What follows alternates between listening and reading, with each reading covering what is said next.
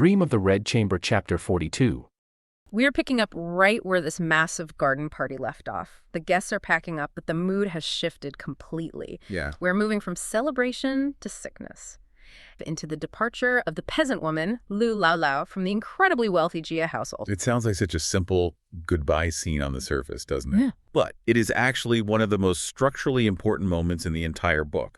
We are not just watching a guest leave, we are watching a collision of two completely different worlds. Right, the superstitious, gritty world of the peasantry. And the hyper-refined, almost fragile world of the aristocracy. And what I love about this source material is that it gives us an inventory, literally, of what those worlds owe each other. It does. We've got ghost stories, medical diagnoses, a massive pile of loot, and a naming ceremony that basically predicts the future of the entire novel. Right. It is a moment where the power dynamic shifts in a way you really do not expect. Yeah. So let's unpack the aftermath of this party.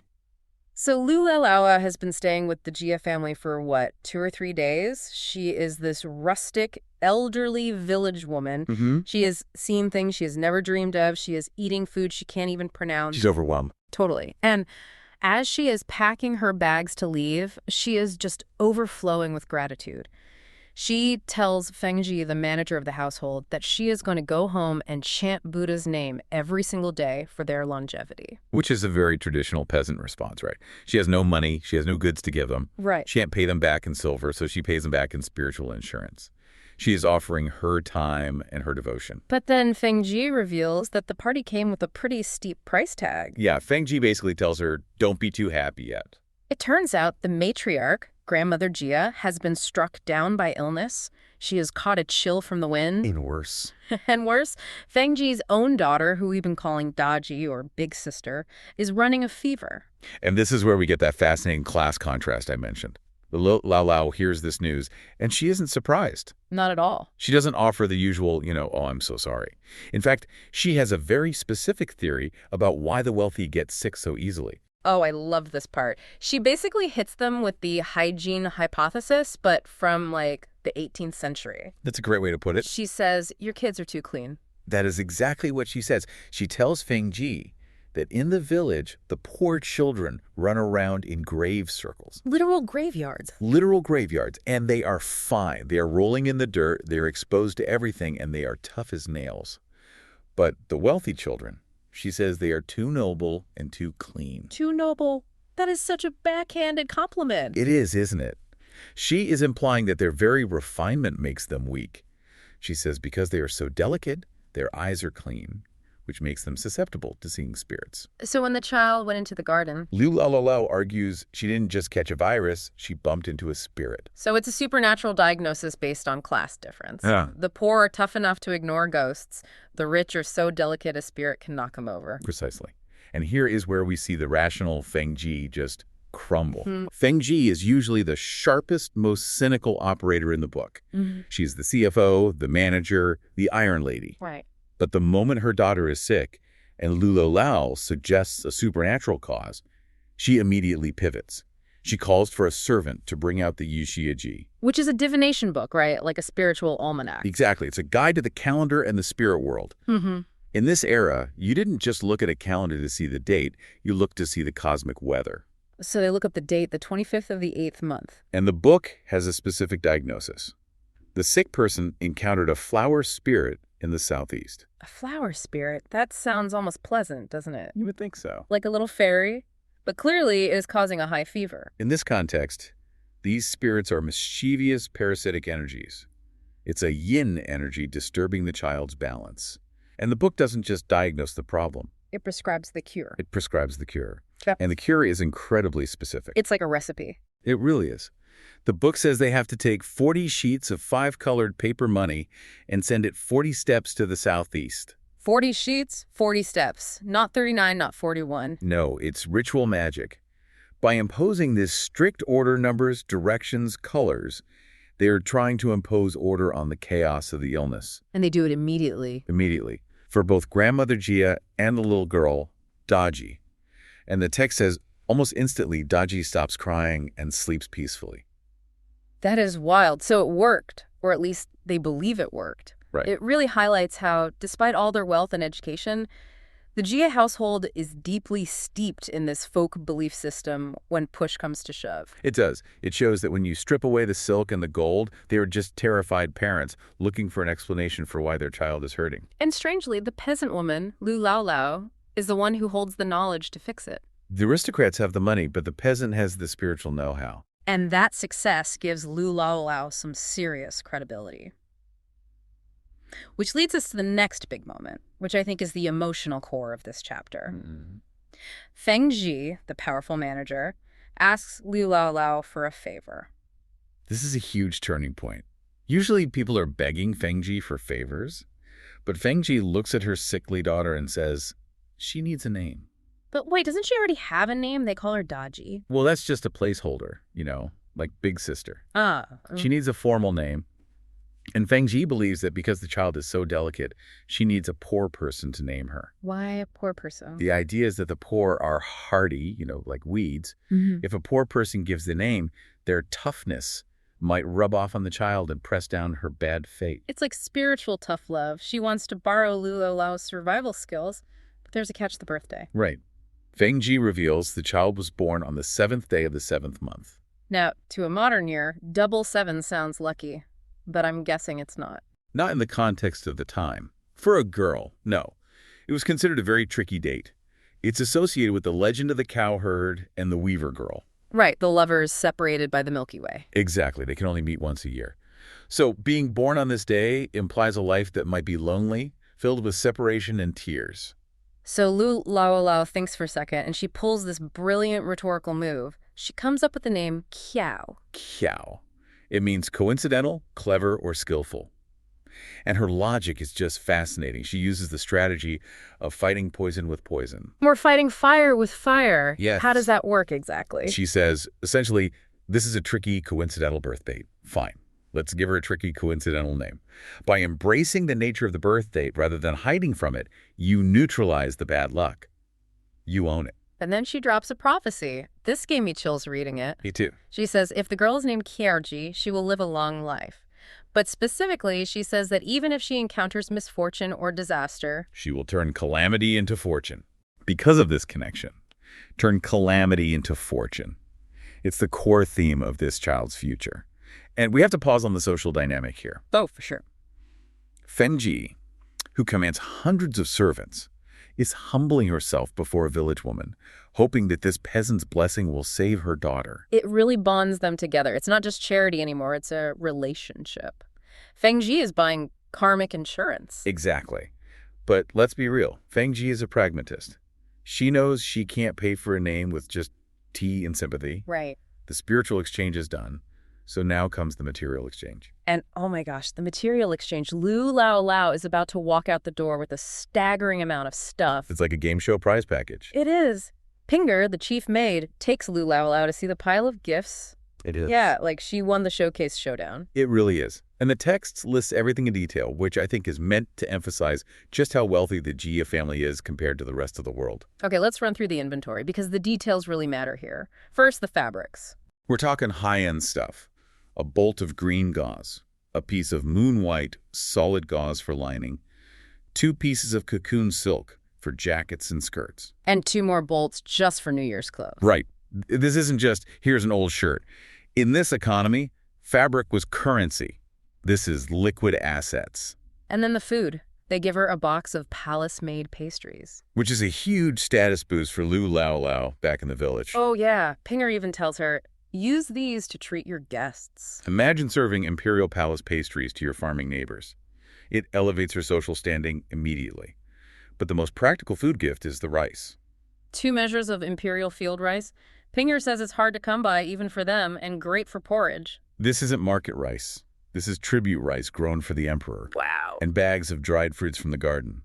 But the real life changer, the thing that makes this a transformative moment, is the silver. Okay, so Feng Ji gives her 8 taels of silver, which seems nice. It's a good gift. But then, Lady Wang, the main wife, drops a hammer. 100 taels. 100 taels. Put that in perspective for us. How much money is that really? It is astronomical for a peasant. I mean, to put it in perspective, a regular servant might earn a few taels a year. A year? A peasant family could live comfortably on 20 taels for a whole year. This is 5 years of total living expenses dropped in her lap in one go. It is generational wealth. But look at Lady Wang's instruction attached to the money. She doesn't just say, go have fun. No, she says, use this to buy land or start a small business. She said, don't spend this, invest it. She wants Lu Lao Lao to stop relying on relatives and charity. So it's real aid. It's genuine structural aid. She isn't just feeding her for a day. She's trying to secure her future independence. But then there's a smaller, more personal gift that I found really touching. Pinger, the maid, adds her own stuff to the pile. This is one of my favorite moments. Pinger gives her 2 jackets, 2 skirts, 4 head wraps, and a bundle of velvet thread. And she apologizes. She apologizes. She says the clothes are old, but notes she hasn't worn them much. And Lu Lao Lao is overwhelmed. She's chanting Buddha's name by the thousands at this point. But then Pinger does something interesting. She refuses the thanks. And asks for a favor in return. A reverse gift. Yes. She asks Lu Lao Lao to bring dried vegetables next time. Dried vegetables. Dried vegetables, like old beans and eggplants. Dried gray strip greens, cowpeas, gourd strips. It is fascinating, isn't it? Yeah. The Jia family has imperial rice, palace pastries, and endless meat. But what they crave, what they can't get, is the simple, rustic flavor of dried village vegetables. It's like today's billionaires wanting farm-to-table rustic food. It's dietary boredom. Exactly. It shows that wealth creates its own kind of deprivation. They're bored with luxury. Their bodies are clogged with rich, fatty foods. They want the authentic peasant experience. On their dinner table, yeah. Because it feels healthy. It feels real. It's a perfect circle of exchange. Lu Lao Lao needs their silver to survive. They need her dried beans to feel human again. And notice the balance. The rich provide the capital. The poor provide the vitality. So Lu Lao Lao packs up this absolute treasure hoard and heads out. But the episode isn't over. No. We shift gears completely. Lu Lao Lao leaves, and the doctor arrives. And the tone shift in the writing is immediate. We go from the warm, chatty, informal exchange with Lu Lao Lao to the rigid, high-stakes world of officialdom. Enter Dr. Wang. He's an imperial physician wearing 6th-rank attire. And the etiquette here is intense. Oh, it's a performance of submission. He can't even walk on the main path. He has to walk on the side steps. He keeps his head down. He doesn't dare look directly at the women. Right. And Grandmother Jia is surrounded by screens and servants holding fly whisks. It's all about establishing who holds the power. But then Grandmother Jia breaks the ice. She recognizes his name. Right. She asks if he's related to Wang Jingxiao. Yeah. The doctor says, that's my granduncle. And suddenly the tension just it drops. Wow. Grandmother Jia says, oh, we are old family friends. So it turns a medical visit into a social call. It does. It reminds us that in this society, connections are everything. Even the doctor is part of the web of noble families. Competence matters, but lineage matters more. So what's the diagnosis for the grandmother? He agrees with the wind theory. He says she caught a bit of a chill.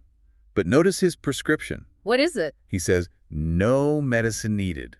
Really? An imperial doctor says take nothing. He says, just stay warm and eat light food.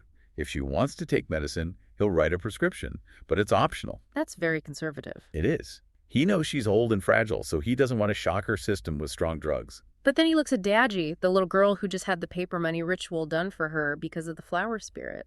This is the key comparison. Lao Lao diagnosed her with spirit collision. Dr. Wang diagnoses her with essentially overeating. Indigestion. Basically. He says she has accumulated food causing heat. He says she needs to cleanse. So what does he prescribe? He orders them to starve her for 2 meals. No bitter medicine, just a pill taken with ginger soup to settle the stomach. So wait, we have 2 cures happening at once. We have the flower spirit exorcism, which seemed to work instantly because she fell asleep. Right. And now we have the doctor saying she just needs to detox and fast. And in the world of the novel, both are treated as valid. That is the beauty of it. Okay. The superstition addresses the why. Why did she get sick? Because she's too noble and encountered a spirit. The doctor addresses the how do we fix the body? By clearing out the system. It's a belt and suspenders approach. Cover the spiritual base, cover the medical base. Exactly. And it highlights how Fengji operates. She will use any tool available, peasant magic or imperial science, to protect her child. She's desperate and she's practical. Lu Lao Lao is packing her bags. And this isn't just a guest leaving. For her, this visit was a harvest. She came hoping for scraps, and she's leaving with a haul that's going to change her family's life. The scene with Yuan Yang, the head maid, going through the goodbye package is just fascinating. It's like a forensic accounting of the wealth gap. It is. It's not just here's some money. It's a curation of items that really highlights how wasteful the Jia lifestyle is. The clothes are the perfect example of that. So Yuan Yang gives her these 2 sets of clothes from the old lady. And these aren't just hand-me-downs. No, not at all. They're brand new, high-quality garments that the old lady just refuses to wear. And the reason is because they were made by outsiders. Taylor's not on her personal staff. It's a staggering display of status. She's basically saying these silts, which represent months of labor, they're trash to her. Yeah, exactly. But for Lu Lao Lao, this trash is the finest thing she will ever own. And Yuan Yang handles it with this interesting mix of benevolence and power. She says, take them, use them, give them away. And she moves on to the medicine. This felt like a literal lifeline. Oh, it was. We see plum blossom tongue pills, purple gold ingots. To us, they're just fancy names. Right. But in that era, this is access to aristocratic health care. These are potent, expensive remedies for emergencies, fevers, strokes. A peasant family would never have access to this. This is a safety net against death. But then the dynamic gets a little weird. Yuan Yang decides to play a game. A little power play. She hands Lu Lao Lao these 2 purses filled with gold and silver pieces. She lets her feel the weight and then says, actually, give me the purses back. You can keep what's inside. It's a stress test, you know. She's the manager of the household, and she wants to see if this poor woman will get greedy or complain. And Lu Lao Lao just passes with flying colors. She doesn't hesitate for a second. Of course, miss. Yeah. And hands them right back. Right, and that reaction is what saves her dignity. Because she shows no greed, Yuan Yang is like, I'm just teasing you. Keep the purses. We have plenty. It just confirms that they respect her because she knows her place. Okay, but there is one item in this whole haul that carries the most symbolic weight. The Chenghua cup. Ah, yes. We know Bai Yu gave it to her, but we have to look at why he gave it to her. This isn't generosity. This is a symptom of his neurosis. This is the tragedy of the Jia family in a single piece of ceramic. He gave her the cup because she drank tea from it. She used it. She used it. And in his mind, and in the minds of the nuns and maids, the cup is now contaminated. A filthy village woman touched it, so it can never be used by noble hands again. It's effectively trash to him. But this is a Chenghua ceramic, Ming Dynasty. I mean, even then, it's a valuable antique. The irony is just scathing. It's the whole mechanism of their decline right there. They value this aesthetic purity over actual material value. They would rather throw away a fortune than wash a cup. So Lu Lao Lao is ushered out a side gate, quietly, carrying the debris of their wealth. The carnival is over for her. And as that gate closes, the camera, it pans right back to the Henglu court, which is Bao Chai's residence. And the atmosphere changes instantly. We go from that dusty reality to this really tense indoor psychological drama. This is the interrogation scene. Yeah, and this is one of the most important moments for understanding the intellectual oppression these women live under. It starts with Bao Chai basically sitting Dai Yu down and telling her to submit. She says, kneel or I'm going to interrogate you. And Dai Yu, who's usually the sharpest one in the room, is just confused. She has no idea what she did wrong. She doesn't. And her crime was just a slip of the tongue during a drinking game. She quoted lines from the Peony Pavilion and the West Chamber. Which, to a modern ear, quoting a play sounds like nothing. Why is this such a big deal? Well, we have to understand what the West Chamber was in that society. For a noble, unmarried girl, this is forbidden literature. It's smut. It depicts lovers meeting in secret, defying their parents, pursuing passion. So it's not just that it's racy, it's politically dangerous. It suggests a woman has her own agency, her own desires. Precisely. By quoting it, Dai Yu basically revealed that she's well-versed in the language of illicit romance. She admitted to an intellectual transgression. Wow, okay. And the moment Bao Chai calls her on it, Dai Yu just crumbles. She blushes. She realizes she's exposed a part of her inner world that's supposed to stay hidden. She begs, "Good sister, I won't do it again." But Bao Chai's reaction is what's so complex here. She doesn't just play the morality police. She confesses. She says, I wasn't always this perfect. I used to be a naughty child, too. This is such a rare glimpse behind Bao Chai's mask. She reveals that her family had this massive library, and she used to sneak read these exact same plays. She knows the forbidden knowledge just as well as Dai Yu does. She talks about beatings and burnings. She was basically disciplined into conformity. And now she's passing that discipline down to Dai Yu. She delivers this lecture that is, it's the manifesto of her life. She argues that, for a girl, literacy is a dangerous thing, that miscellaneous books, fiction, romance, they shift one's temperament. Shift one's temperament. That phrase really sticks with me. She's arguing that reading fiction fundamentally alters your soul. It makes you dissatisfied. That's her core belief. If you don't read about romance, you won't miss it. She tells Dayu, reading these books makes a person unredeemable. It's a form of protection through ignorance. Is she trying to protect Dayu from the pain of awareness? Or is she, a little jealous that Dayu still has that spark of rebellion? I think it's a mix of both. She sees Dayu walking toward a cliff that she herself was pulled back from, but in doing so, she silences her. The text says Dayu just lowers her head, drinks her tea, and says, yes, it's total submission. It's a pact of silence. But that heavy mood doesn't last. Just as they're bonding over this, the outside world just bursts in. Right, a maid comes in to summon them to Rice Paddy Village. The poetry club is meeting, and the tone just whipsaws from tragedy straight into comedy. It's jarring. And the group is waiting for Shichun, the fourth sister, who's in distress because the old lady has given her this massive, impossible homework assignment. Paint the Grandview Garden. Which is a classic case of management not understanding the scope of the work. Shichun's an amateur, and now she's supposed to paint this huge architectural scroll with people in it. She's totally overwhelmed, and Dayu, who was just subdued and drinking her, tea of shame a minute ago, she just snaps her back into her old self. She starts roasting the project immediately. Immediately. First she says it'll take 2 years just to mix the ink, but then she brings up Lu Lao Lao again. She calls her the mother locust, Mu Hong Chong. This is a callback to a joke Lu Lao Lao made about herself, but Dayu sharpens it into a weapon. She frames her as this plague that descended on the garden and devoured everything. And what's so interesting is Bao Chai's reaction. She just lectured Dayu on morality, but she loves this insult. She calls it the spring and autumn method. Okay, what does that mean? It's a reference to the Spring and Autumn Annals, a history text.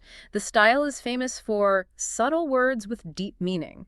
So instead of explaining why someone is a villain, you just choose one specific devastating word that implies the judgment.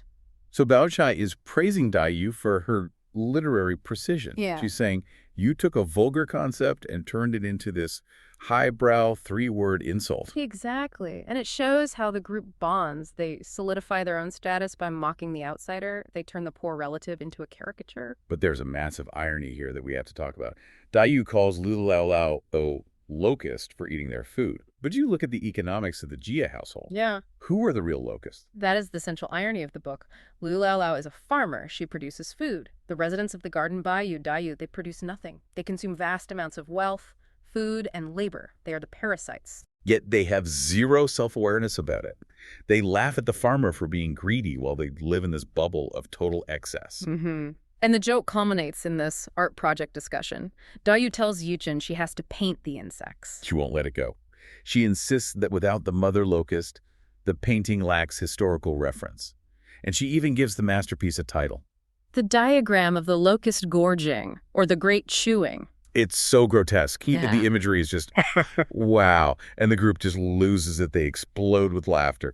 But we have to talk about Zhang Yun's reaction because it gets physical. It's pure slapstick.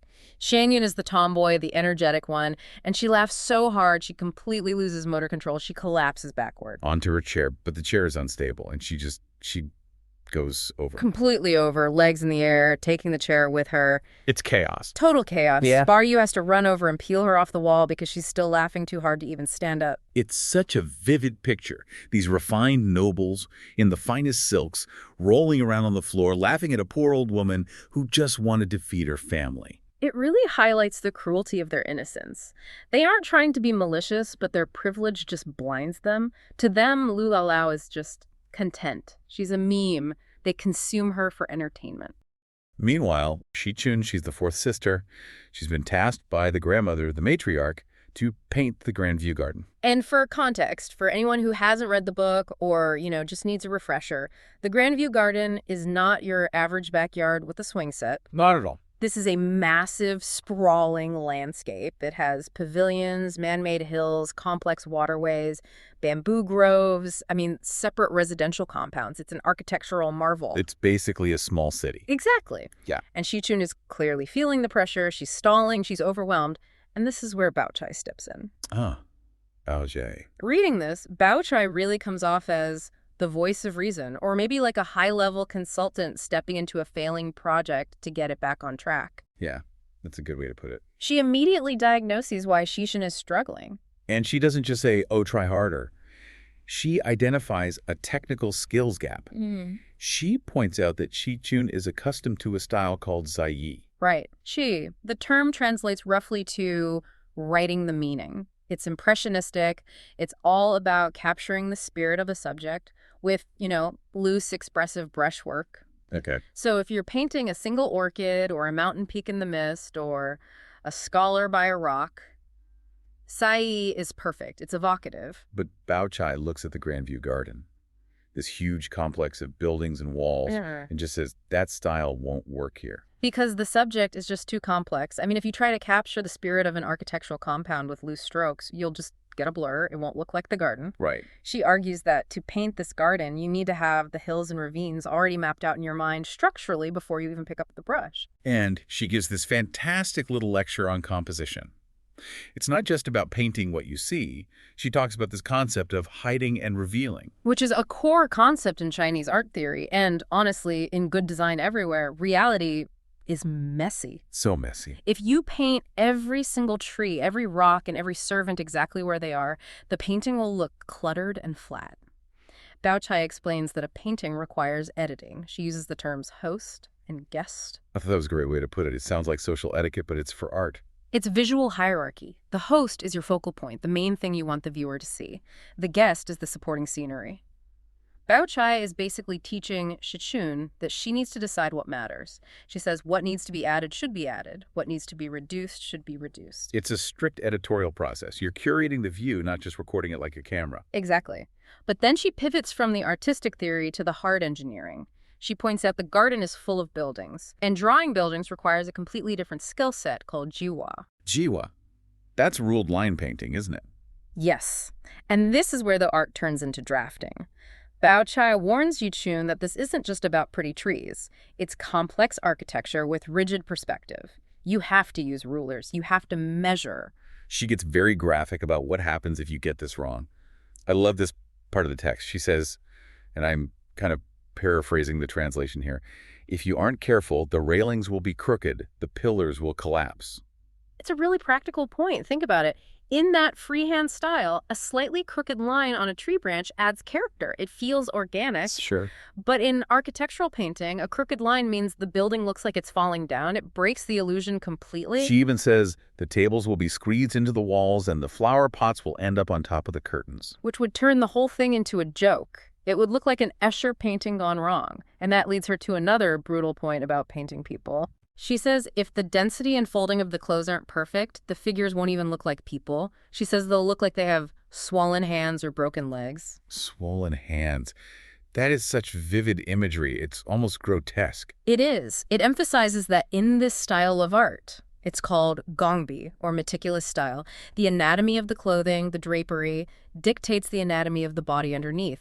Get the folds wrong, the body looks deformed. Wow. It's so clear that Bao Chai has this deep, almost encyclopedic understanding of the mechanics of art, not just the aesthetics. So she establishes that this is a massive undertaking, not a weekend hobby. Which brings us to the next phase, project management. Yes. The group starts talking about how long this is actually going to take. And this is just a classic negotiation scene. You can almost see them at a boardroom table.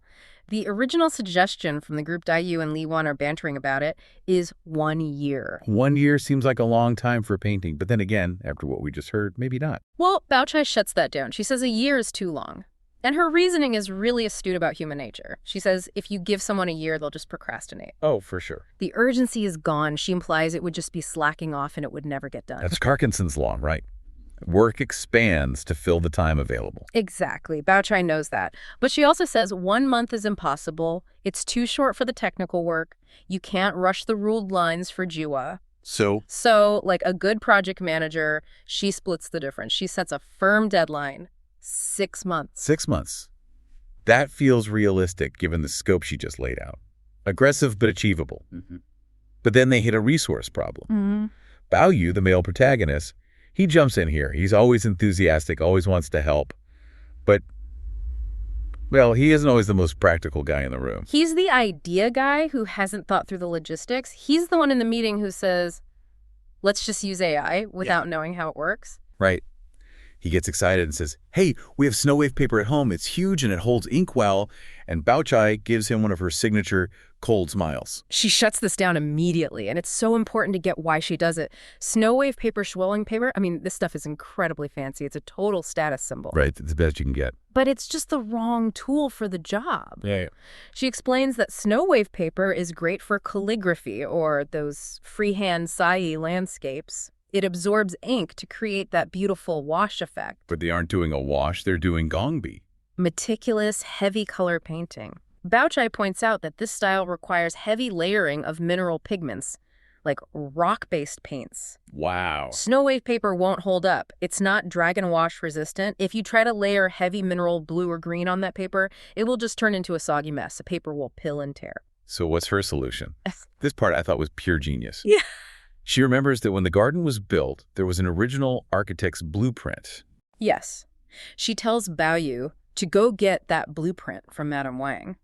Then she says they need a piece of heavy silk. Silk, not paper. Right, silk is stronger, but you can't just paint on raw fabric. She tells them to have the silk treated with alum. Alum, like for pickling. Yes, potassium alum. In traditional Chinese painting, you use alum and glue water to size the silk. It fills the gaps in the weave and makes the surface less absorbent so the ink sits on top instead of bleeding through. It also makes the silk stiff and translucent. And that transparency is key, because she tells them to lay the silk over the architect's blueprint. And trace the layout. It's just brilliant efficiency. Why reinvent the wheel? Why make Ziqin struggle to calculate the perspective of 30 buildings when the architect already did it? She turns an art project into a drafting assignment. It lowers the barrier to entry for Ziqin so much. And she even assigns roles. Yeah. She tells Bao Yu his job isn't to teach Ziqin because, as she bluntly says, he doesn't know how to, but to be a courier. If Ziqin gets stuck, Bao Yu runs the question out to the gentlemen guests and technical experts outside. She's streamlining the workflow. She knows Bao Yu wants to be involved, so she gives him a task that keeps him out of the way but makes him feel useful. It's master manipulation, but for a good cause. She has thought of everything. But the part of the text that really stood out to me, and I think the part that listeners will find the most entertaining, is the shopping list. Oh, the list. This is where we go from hobby to industrial procurement. Bao Chai starts dictating what Ziqin needs, and Bao Yu has to write it all down because it's too long to remember. And it's not just a paintbrush. She lists specific types, row pens in different sizes, dyeing brushes. And crab claw brushes. Crab claw brushes, what are those? They're short, stiff brushes for drawing fine, sharp lines.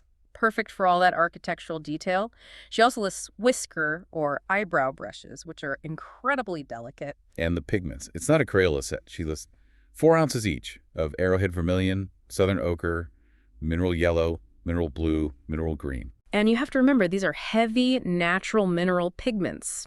Arrowhead Vermilion is cinnabar. Mineral Blue is azurite. Mineral Green is malachite. They're ground-up stones. Which is why she needs the heavy silk to support the weight of these rocks, basically. Exactly. She also lists guang indigo, clamshell powder for white, and rouge.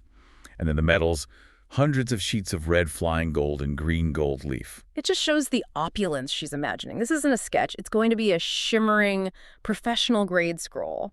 The cost would be astronomical. But then, right in the middle of this list of exotic art supplies, she lists chemistry equipment. Essentially, yeah. Alum, guang glue, crucibles, and charcoal. She's setting up a small lab. And this leads to the absolute highlight of the text for me, the what is that for moment. The list includes, and this is a direct quote, 2 ounces of raw ginger and half a pound of soy sauce. Soy sauce for a painting. Soy sauce. And Dai Yu, being the sharp, quick-witted character she is, immediately jumps on this. She asks for an iron wok and a spatula. Of course she does. She jokes that they're going to stir-fry the colors for a meal. It's a great comedic beat. It's so perfectly Dai Yu. She's quick, she's funny, a little subversive.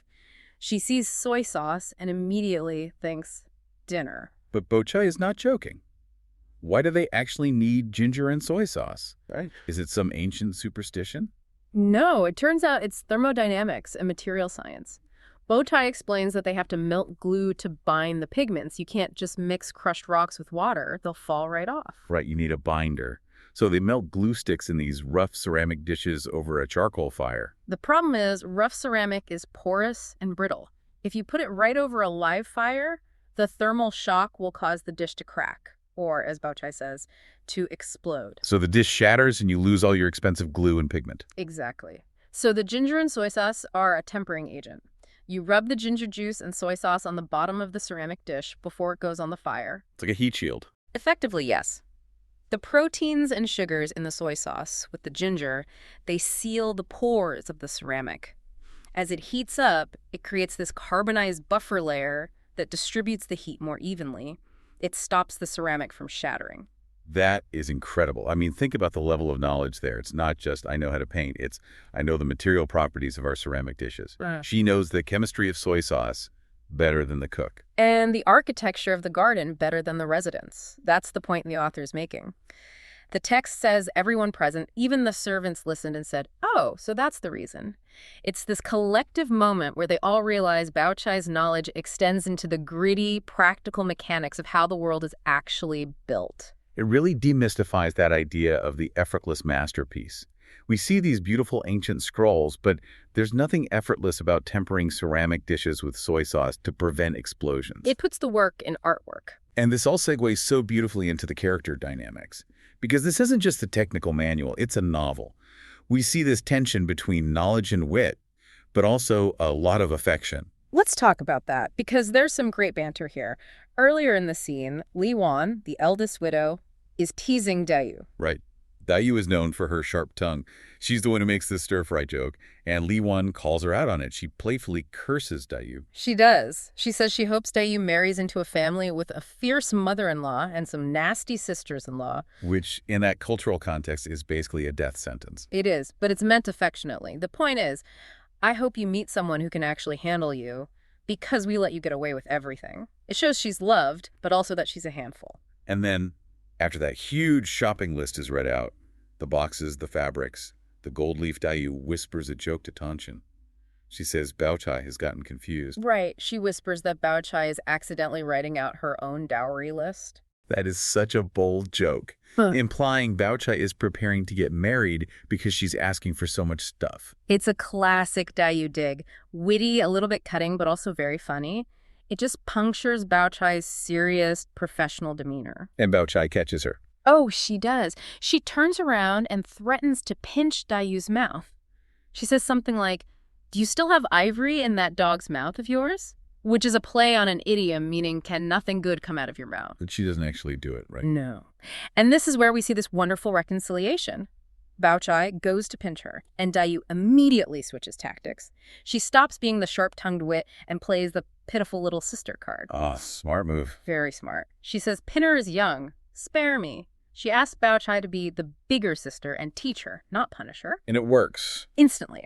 Bao Chai just softens. She says, everyone loves you because you're clever, and today even I love you. And then we get this incredibly tender moment. Bao Chai notices Dayu's hair is a bit messy, and she reaches out to fix her sideburns. That's a lovely image. You go from threats of pinching to grooming each other. Yeah. It shows that despite the rivalry, the expert versus the wit, there's a real bond there. It's a moment of intimacy that balances out the cold, hard facts of the shopping list. We've gone from engineering to emotion in just a few paragraphs. And Bao Yu is just watching this whole thing. Yeah, Bao Yu, who usually tries to be the center of attention, is just on the sidelines for once. What's he thinking? He's just observing.